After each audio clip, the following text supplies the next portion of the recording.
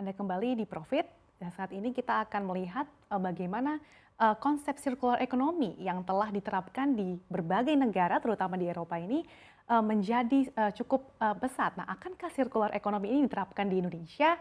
Nah, berikut liputan tim CNBC Indonesia, Safrina Nasution.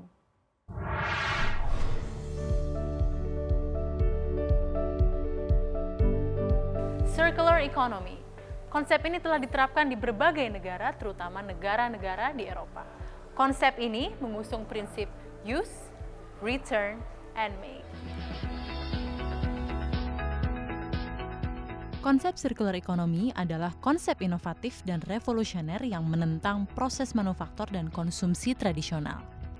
Konsep ekonomi awam, yaitu linear ekonomi, memberlakukan produk dengan prinsip beli, gunakan, dan buang. Sedangkan prinsip circular economy adalah produksi barang dilakukan dengan mendesain material agar dapat didaur ulang, sehingga selalu ada nilai tambah dari setiap olahan yang dilakukan dan menekan residu sampah hingga nol. Kami berbincang dengan Commercial Director Asia Pacific Royal DSM Matt Gray. Perusahaannya telah menerapkan circular economy di dalam bisnis modelnya. Perusahaan ini menggunakan fishing nets atau jaring-jaring nelayan yang berserakan di lautan dan digunakan menjadi bahan baku surfboard atau water sport lainnya yang bernilai jual tinggi. Fishing nets is a remarkable problem that we have. The United Nations Food and Agriculture Organization have done some studies and they've found that there's over 600,000 tons of discarded, abandoned and lost fishing nets in the oceans of the world.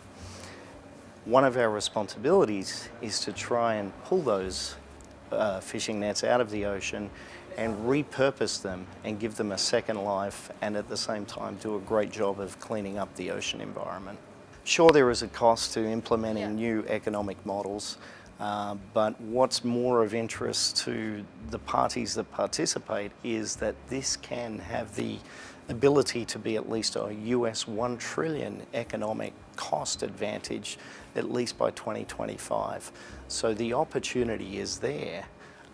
Tapping into that opportunity, yes, there will be a cost to it, but it's the downstream opportunity that's of most interest to everyone who can participate.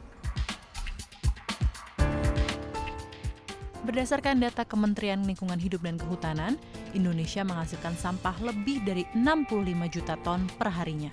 16%-nya merupakan limbah plastik dan 10%-nya berupa limbah kertas.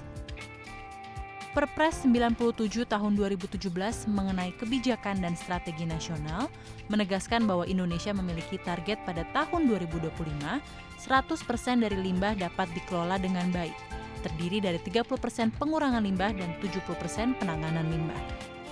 Lalu, bagaimana kesiapan Indonesia sampai saat ini? Karena kalau kita bicara circular economy, itu akan sulit terwujud kalau memang tidak ada change behavior dulu di awalnya. Tidak ada pembuatan sistem dulu yang disepakati oleh semua pihak.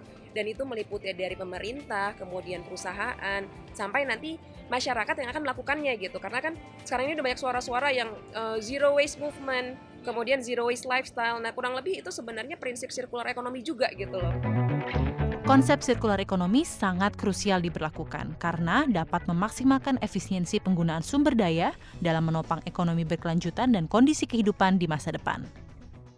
Masih banyak PR yang harus dibenahi Indonesia agar siap menjalankan circular economy.